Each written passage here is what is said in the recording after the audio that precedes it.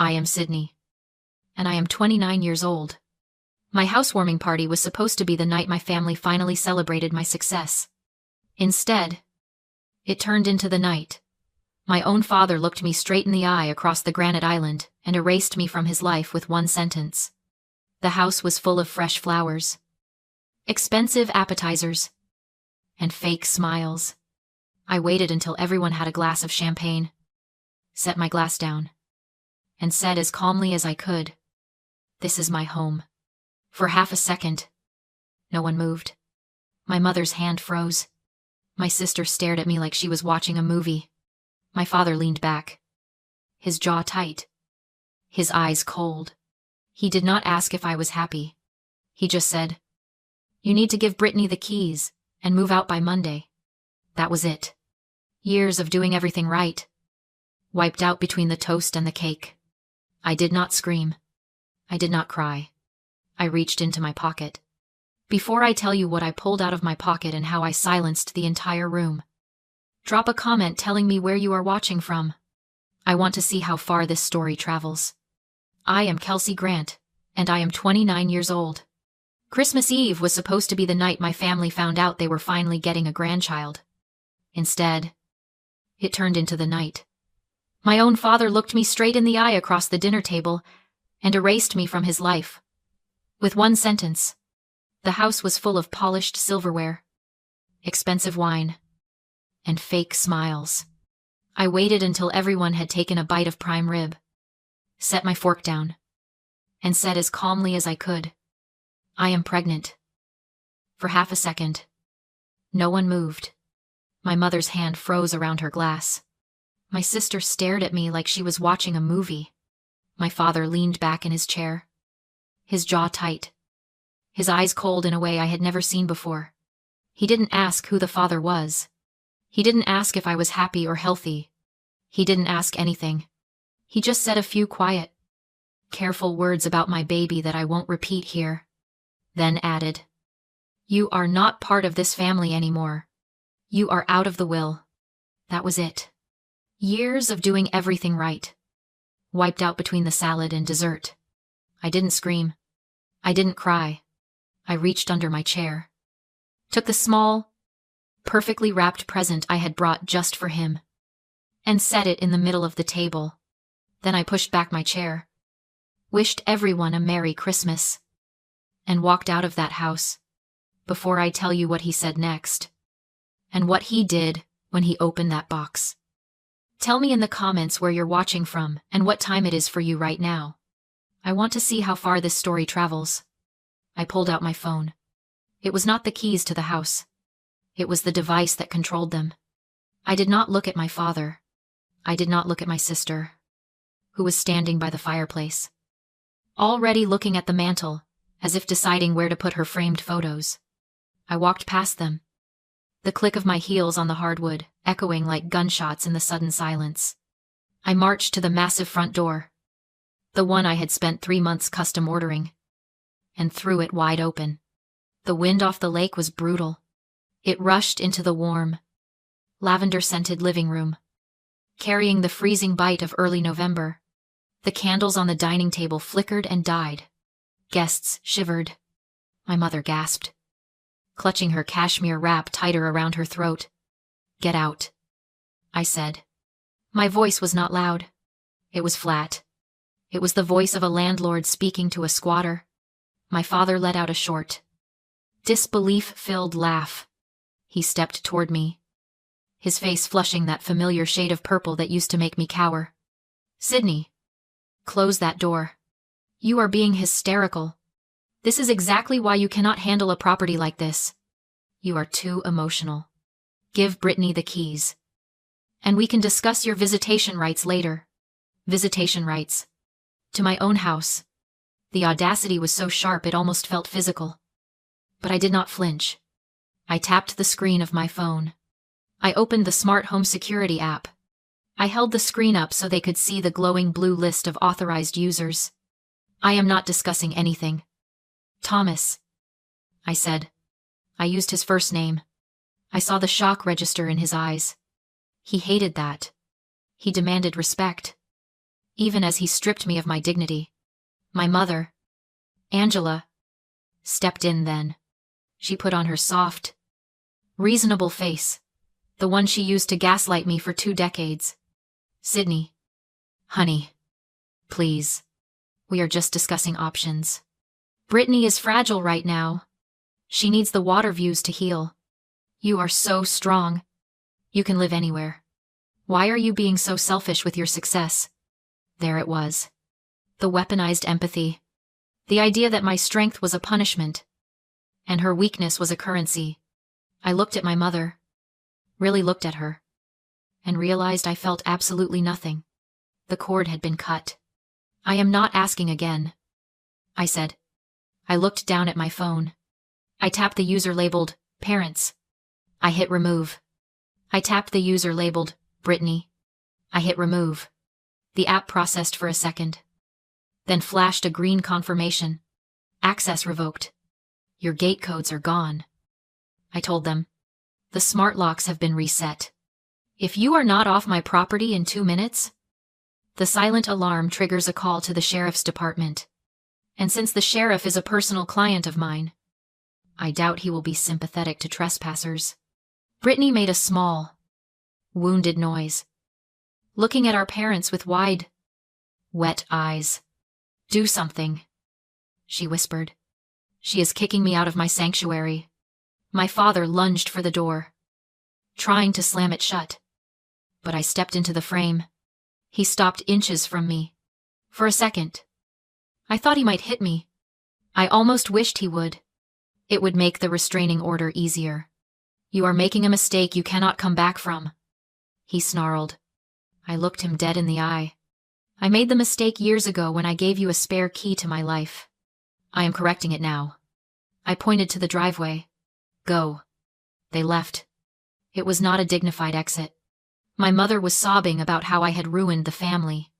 Brittany was hyperventilating. My father was cursing. But they walked out into the cold. I watched their taillights disappear down the long, winding driveway. Then, I closed the heavy oak door. I turned the deadbolt. I listened as the electronic lock whirred and engaged. Silence. Absolute. Heavy silence. It was just me, the half-eaten appetizers, and the cold air lingering in the hallway. I was alone. And for the first time in 29 years, I was safe. I locked the door and leaned my forehead against the cool wood. The house was finally quiet. No clinking glasses. No passive-aggressive compliments. Just the hum of the refrigerator and the rhythmic lapping of the lake against the dock outside. I walked into the kitchen and poured the expensive champagne down the sink. I did not want to drink it. It tasted like desperation. I walked through the empty rooms of my sanctuary. I did not buy this house because it was a good investment, or because the granite countertops were imported. I bought it because it was a fortress. I bought it because the lake creates a natural moat, and the driveway is long enough that I can see anyone coming a mile away. Growing up, our home was a minefield. You never knew which floorboard would creak and set off my mother's migraines, or which bill would arrive and trigger my father's silent, terrifying rages. I spent 18 years walking on eggshells. This house was supposed to be the place where I could finally stomp my feet. So why did I invite them? Why did I send the gate code to the very people who taught me to be afraid of footsteps? It is the invisible chain of the survivor. That is the only way I can explain it. When you grow up as the spare part in a machine built for someone else, you spend your life trying to prove you are essential. I thought, if I became successful enough, if I became undeniable enough, the dynamic would shift. I thought if I built a beautiful castle and lowered the drawbridge, they would walk in and finally see me as a queen, not a servant. I thought my success could be the glue that fixed the broken vase of our family. I was wrong. They did not see a queen. They saw a resource. They did not see a home. They saw a spare battery they could drain to keep Brittany's chaotic life running. I sat on the white sofa, the one Brittany would have spilled red wine on within a week, and looked out at the dark water. I remembered being 12 years old, sitting at the kitchen table while my parents planned a trip to Disney World. They told me I was too old to enjoy it. So I would be staying with Aunt Madeline while they took Brittany. I remembered nodding. I remembered saying thank you. I remembered the feeling of being heavy, of being a burden that needed to be parked somewhere so the real family could be happy. That feeling had followed me for 17 years. It drove me to graduate early. It drove me to work 80-hour weeks until I made partner at my firm. It drove me to buy this house. I was trying to buy my way onto the family vacation. But tonight, standing in the cold air with my finger hovering over the delete button on my security app, the chain had snapped. I realized I was not a burden. I was the engine. And without me, their machine was going to grind to a halt. I went to the bedroom, my bedroom, the master suite, with the view I had earned, and crawled under the duvet. I did not sleep well. I lay there, listening to the wind, knowing that the silence was temporary. My father was a man who viewed boundaries as a declaration of war. My mother was a woman who weaponized guilt like a scalpel. They were not going to let me walk away with the keys to their retirement plan without a fight. The sun would rise in a few hours, and when it did, I knew the bombardment would begin. I closed my eyes and breathed in the smell of fresh paint and lake water. Let them come. This time, the castle was fortified. The sun came up over the lake in a wash of pale gray and bruised purple. It was beautiful, but I did not have time to admire it. My phone had vibrated off the nightstand and onto the floor. The bombardment had arrived. I picked it up. 47 notifications. Missed calls from my mother. Missed calls from my father. A string of texts from Brittany that ranged from pleading to vicious. But it was the long, block text essay from my mother, Angela, that made me sit on the edge of the bed and put on my reading glasses. Sydney, I did not sleep at all last night. I hope you are proud of yourself. Your sister is in a very dark place. She has been crying for 6 hours straight. You know how fragile she is since the breakup. She told me she doesn't see the point of going on if she doesn't have a safe space to heal. You have 4 bedrooms. Sydney, you live alone. You are strong enough to handle a studio apartment or a condo in the city. You always have been. But Brittany needs the water. She needs the peace. By keeping that house to yourself, you are actively choosing to hurt her. If she does something terrible, that will be on your conscience forever. I read it twice. In the past, this text would have sent me into a spiral of panic. I would have called her, apologizing, offering to pay for a therapy retreat, offering to let Brittany stay just for the weekend, which would turn into forever. But today, I read it like an autopsy report. This is the trap of normalized cruelty. It is a concept I learned in therapy, but I never truly saw it until this moment. My parents do not see themselves as villains. In their minds, they are the balancers of the scale. They believe that because I am capable, I owe them my stability. They believe that because Brittany is a mess, she deserves my resources. They have normalized the idea that my pain is the necessary fuel for her comfort. They disguise their favoritism as fairness. They call it equity. Sydney has too much. Brittany has too little. So we will take from Sydney to give to Brittany. They do not care that I worked 80-hour weeks to get too much, or that Brittany spent her 20s partying to get too little. To them, my boundaries are not self-protection. They are acts of aggression. I scrolled down. There was a text from my father. Thomas, you have until noon to send the new gate codes. If you do not, I am removing you from the family trust. I am cutting you out of the will. You will be dead to us. I almost laughed. The family trust. The trust was a checking account that had been drained 5 years ago to pay for Brittany's second DUI legal fees. There was no money. There was only the idea of money that he used to keep us in line.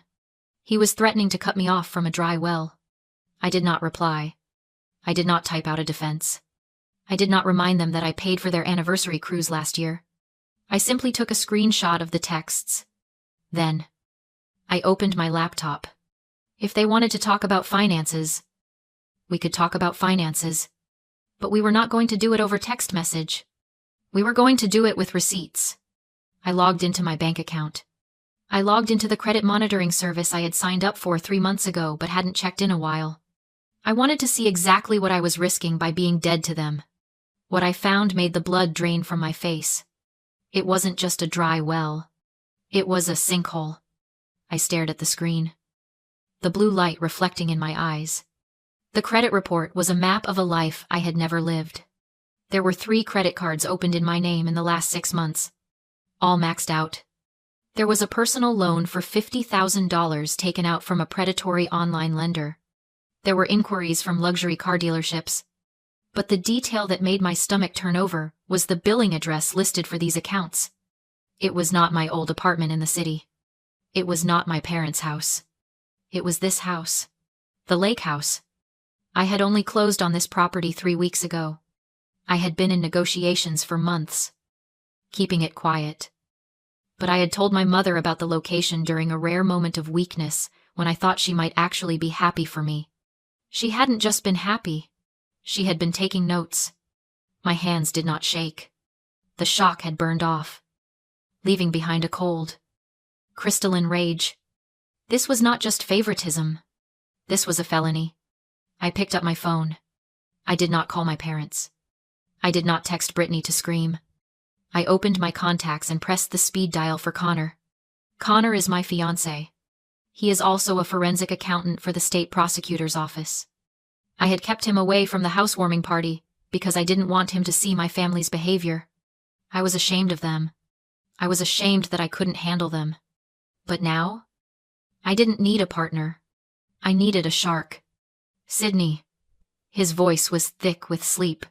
It's 6 a.m. Is everything okay? No, I said. I need you to come to the lake. Bring your laptop. And bring the fraud affidavit forms. I'm on my way. He did not ask questions. He hung up and started driving. That is the difference between love and ownership. Connor shows up to solve the problem. My family shows up to be the problem. While I waited, I stopped replying to the barrage of texts from my family. I did not block them yet. I needed the evidence. I screenshotted every threat, every guilt trip, every mention of Brittany's fragile state. I saved them to a cloud drive my father couldn't access. Then, I went to the kitchen and made coffee.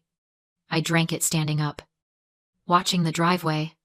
When Connor's car pulled in, I didn't feel relief. I felt like a general welcoming reinforcements. He walked in, saw my face, and didn't try to hug the stiffness out of my shoulders. He sat at the island, opened his laptop, and cracked his knuckles. Show me, he said. Over 4 hours. Connor and I uncovered the truth. My identity hadn't just been damaged, it had been systematically exploited to fund a lifestyle Brittany couldn't afford. Loans in my name lined up perfectly with her Instagram posts flaunting a new wardrobe. Then Connor showed me the geotags. Photos taken on my dock. In my living room. Before I'd even moved in. She wasn't just stealing my credit, she was presenting my house as hers. It all clicked. My parents' panic wasn't about helping Brittany heal. She had leveraged my name and property to secure loans and build a false image of success. If I exposed her, the fraud would unravel, and criminal charges would follow. My parents weren't protecting her. They were trying to keep her out of prison. Instead of filing the police report immediately, I summoned them to the house under the pretense of handing over the keys. They arrived confident, entitled, convinced I'd given in. At the door, I handed my father a manila envelope. Inside wasn't a deed or lease, it was a draft police report detailing identity theft, wire fraud, and trespassing. Naming Brittany and them as accomplices. The power shifted instantly. I gave them one option: repay every dollar of debt in my name within 24 hours or face prosecution. They paid selling cars and jewelry not to save me, but to save themselves.